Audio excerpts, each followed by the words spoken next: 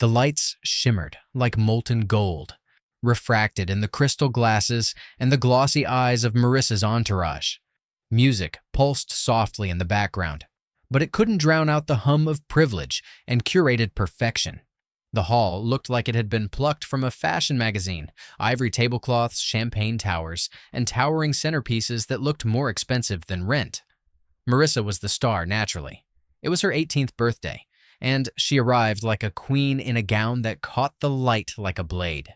Every movement she made drew eyes. Her laugh could have been bottled and sold to people who wanted to taste power. I shouldn't have come, but I had known her since we were children. Back when her dad still dropped her off in a dented Subaru and she wore hand-me-down sweaters. Back when we used to share secrets in treehouses and Pinky swore under starlight. I didn't expect warmth tonight, but I hadn't expected the execution either. She spotted me standing near the back, tucked between a marble column and the dessert table. I had just accepted a cup of punch from a server when her voice sliced through the music. "Oh my God," she said, laughing. "Is that you?" Heads turned. The spotlight followed hers. She strutted toward me like a lioness with nothing left to fear. "I didn't even know they let you in," she said, loud enough for everyone to hear. "Did someone lose a bet? Or did you sneak past the valet when he wasn't looking?" Laughter bubbled from the crowd. Her friends giggled. Cassie covered her mouth with one manicured hand, while Theo nudged Ryan with a snort. Even her mother, standing near the DJ booth in a couture dress, gave a tight, amused smile, like watching a low-stakes play she already knew the ending to. I didn't speak. My heart thudded against my ribs like it wanted out. My hands went numb. The punch in my cup rippled, but I kept my grip steady. Marissa leaned in, her perfume sweet and cloying. "You don't belong here," she whispered, but the microphone on her dress picked it up. "You're a background character. Try not to ruin the photos." Another roar of laughter. Someone actually clapped. I met her eyes, and for one suspended second, the room went quiet in my head. It was like being underwater, watching everyone through ripples of disbelief. I saw the vanity in her expression, the thrill of the kill, but I also saw the fear, just a flash of it, in the way her smile twitched when I didn't react the way she expected. I didn't break. I didn't cry. I smiled. It was small, restrained, the kind of smile that makes people nervous without knowing why. Then I turned and walked away, leaving my untouched drink on the tray of a stunned waiter. The music started up again. Conversations resumed. Marissa basked in the glow of her moment, too busy laughing to realize what she'd done, but the decision had already been made. She thought she had humiliated me. What she didn't know was that she'd just handed me the blueprint. I walked out of that hall not defeated, but decided. Every humiliation, every smirk, every false friend. They had given me fuel. They would forget this moment. I never would. And soon, neither would they. The morning arrived without drama. No thunder, no weeping skies. Just a pale sliver of light cutting across the floor and the quiet hiss of the coffee machine. My apartment, small but spare, was still. The silence didn't ache. It anchored me. I sat at the kitchen table barefoot, a half-empty mug warming my fingers. No calls, no messages, no headlines yet. The world hadn't caught up with what happened, but it would. My phone buzzed once. I didn't look. I knew what it would say. What they all forgot last night was simple. Nothing is ever private anymore. There had been at least 7 influencers at that party, 2 live streamers, and God knows how many quietly recording for future blackmail or entertainment. Cameras don't blink. They don't forget. Last night hadn't broken me. It had clarified everything. I scrolled through the digital copy of the papers I had filed the day before, just hours before the party. Clean, official, final. No hesitation. My lawyer's reply came in at 7:03 a.m. sharp. Divorce confirmed. Signed and filed. You're free. Marissa had always been the public face, the adored daughter, the star of every room. But the company, the foundation, the assets, that was different. That was me. I sipped the coffee slowly as the first whisper of fallout cracked the surface, a pinged message from an anonymous account. A link. A clip. Just 12 seconds of audio from the mic on her dress. You're a background character. Try not to ruin the photos. I watched it once, then again, and smiled. By noon, the clip had gone viral. Not in the funny, forgettable way. In the career-killing, PR nightmare kind of way. The internet was a bonfire, and Marissa had handed it gasoline with a monogrammed match. Gossip blogs raced each other to dissect the incident. Heiress humiliates ex-partner at birthday bash. Caught on mic. Marissa's cruel takedown goes global. Hashtags bloomed. Commentary spiraled. Even the fashion blogs paused their usual content to weigh in on the fall of the perfect girl. Marissa posted an apology by 4 p.m., a soft-lit video. Glossy eyes, faux vulnerability, all the usual ingredients, but the internet had changed. Sorry you felt that way. Didn't work anymore. My phone lit up again. This time, her PR agent. Then a brand manager. Then one of our board members. The tone was the same across them all. Controlled panic. I didn't rush to reply. By evening, I answered one call. Just one. I want to make sure this doesn't affect the family fund, the woman said quickly, voice thin with tension. We're fielding calls. There's pressure from investors. I'll take care of it, I said. A pause. You mean? I mean, things are shifting, I said evenly. Quietly, cleanly. You'll know when it's done. Control doesn't always look like yelling. Sometimes it's silence, returned calls, the precision of not reacting until everyone else has. Let Marissa spin. Let them flounder. I wasn't the spectacle anymore. I was the reckoning. People saw a golden couple. She sparkled. I stood beside her in tailored silence. They thought I was lucky to be there. An outsider pulled into orbit around her brilliance. But what they never noticed was how often I was edited out of the story, cropped from photos, ignored in interviews, referred to as Marissa's plus one even when I funded the event. It wasn't always like that. At first, she was kind, or at least convincing. Back when we both still believed love was enough and that shared dreams didn't need contracts or contingency plans, but it didn't take long for her mask to tighten into habit. I became something to manage, a quiet fixture who didn't need recognition as long as the checks cleared, and the smile held steady. Her family helped refine the illusion. The Colemans had that generational elitism you can't fake. They made you feel the invitation was a favor and your success a temporary guest pass. At dinners, they talked over me. At fundraisers, they made jokes that required forgetting where I came from. Marissa never stopped them. She smiled wider. But I watched, and I learned. While she climbed red carpets, I built, quietly, systematically. With Kira, my oldest friend and the only one who saw through the glitter. We started slow. Small investments, silent partnerships, a discreet holding company that no one traced back to me. One acquisition, then 5, then 20. Each piece of Marissa's world, brands, suppliers, sponsors, leaned on someone we now controlled. She never noticed, because Marissa didn't look down. She only looked out, to the cameras, to the headlines, to her reflection. It wasn't revenge I wanted, not then. I just wanted a foundation that couldn't be swept away by another outburst or family slight. But when she turned that mic on me, she gave me the final reason. She burned the bridge. I walked over the ashes. The boardroom was minimalist, white stone, clean glass, and tension so sharp you could slice paper on it. Sunlight poured through floor-to-ceiling windows, the city sprawling out behind us like a conquered landscape. Marissa sat near the head of the table, flanked by legal counsel and brand managers. Her smile looked forced now, her voice too bright, too brittle.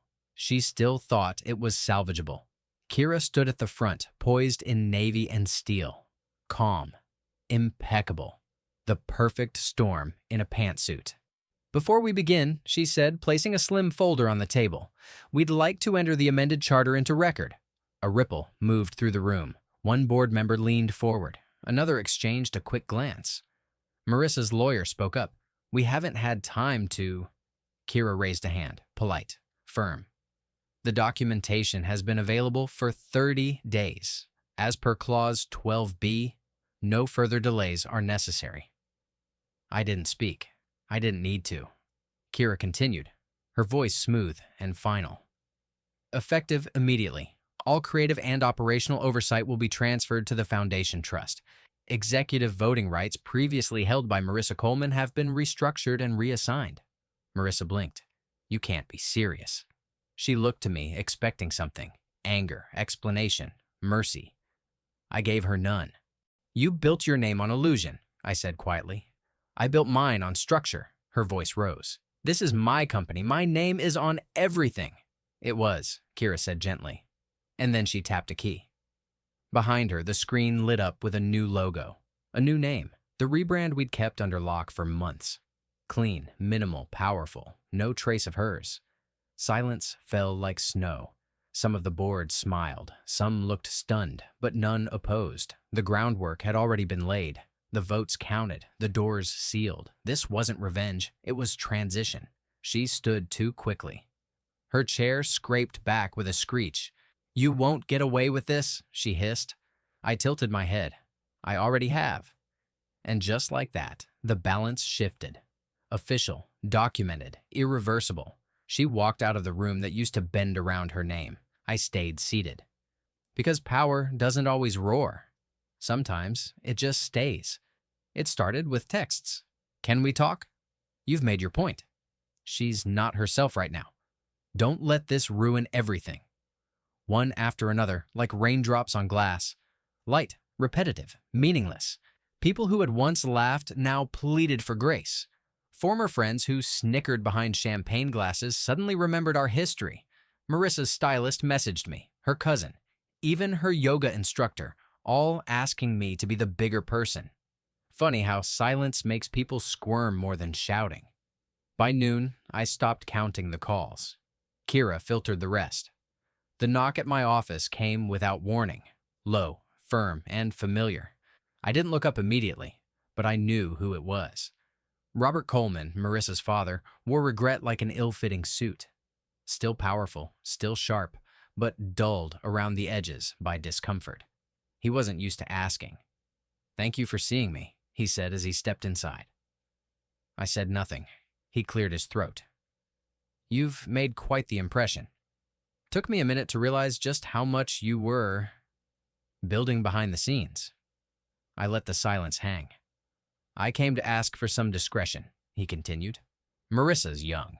She made mistakes. We all do. But this media frenzy, it's hurting the brand, the family. She doesn't deserve to be destroyed for one mistake. One mistake. I studied him. His manicured hand rested on my desk like he owned it. You laughed, I said quietly.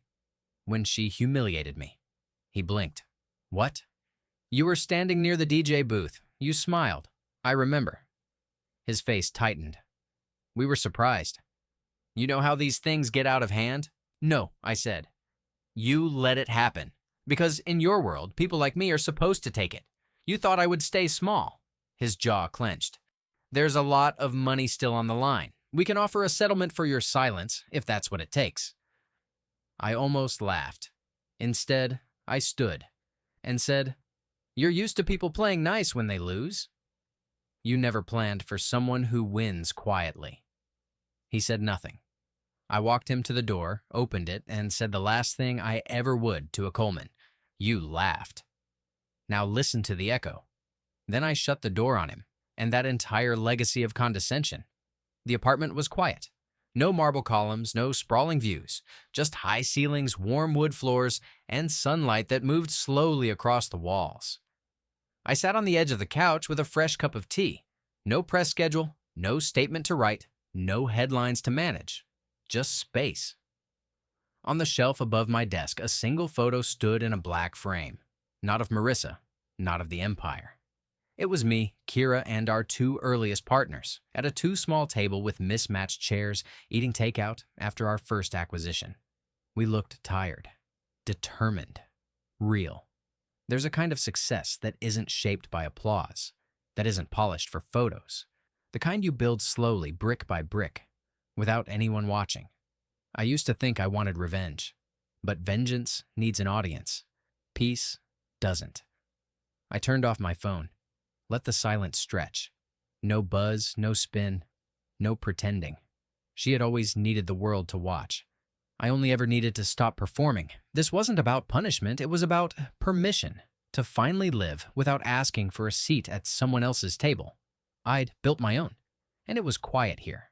Quiet and mine. The email arrived at 9:41 a.m. It had no subject line, just a scanned PDF and a confirmation note from my lawyer. I didn't open it right away. I already knew what it said. Divorce finalized, no courtroom drama, no final blowout, just signatures and silence. Marissa didn't contest the division. By the time the documents reached her, most of the assets she once flaunted were no longer hers to fight for. The penthouse had been sold quietly to a shell corporation I controlled. Her favorite event planner now worked exclusively with our foundation. Even the rights to her personal brand, secured during the height of her fame, had quietly been bought out months ago. She signed them away with a shrug, never realizing what she was handing over. She still had money. She still had a following. But she no longer had control. While her social media team tried to rebrand her as Humbled and Healing, my company soared. Our team tripled. Investors returned our calls now. Kira and I were invited to conferences and panels, not because of scandal, but because of substance. Marissa tried to stage a comeback, of course. A soft focus video appeared on her channels, this time not an apology, but an appeal. Barefaced, tearful, she spoke about pain, redemption, and learning to forgive herself.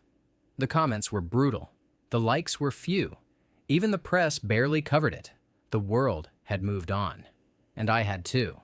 There was no satisfaction in her failure, not anymore. Her spiral was her own. I had other things to build. Still, when the final confirmation came through, when I saw the last legal thread between us cut, I felt it. Not triumph, relief. It was over. I passed the venue by accident.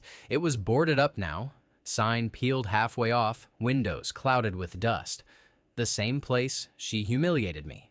The party of her life. No one celebrated there anymore. I stood across the street for a while, watching light catch on the broken marquee. For a second, I could hear the laughter again. The clinking glasses, the way my name had been twisted into a joke, but I didn't feel anger. Not even bitterness. I smiled. Not because she lost. Not because I won. Because I didn't need to answer it anymore. That place, that moment, didn't own me. It had taught me. It had pushed me. And then it had passed. The real revenge wasn't the empire. It wasn't the silence I used like a scalpel. It wasn't the reclaimed power. It was walking past that door and not needing to open it again. I turned away. There was no grand final act. No applause. Just peace. And that was everything. I used to think that identity was something you could lose. Something shaped by the world around you. By the applause, the recognition, the way people spoke your name in crowded rooms. I used to think I needed to be seen to matter. But I learned something different. Strength isn't built on stage lights. It isn't measured by the weight of a spotlight or the roar of a crowd. Strength is the quiet force that rises when you stop waiting for permission and start building. I stopped trying to be seen. I started building. While others performed, I created. While they chased headlines, I made moves they would never understand until it was too late. They never saw the man I became because I never needed them to. The theater they played in, the one they thought was theirs, was always mine. It was never about the show. It was about what I could make out of the silence. Now, when I walk past the mirror, I don't see the man they laughed at. I see the one who built something real from the wreckage, the one who turned their laughter into a foundation. And I own the theater.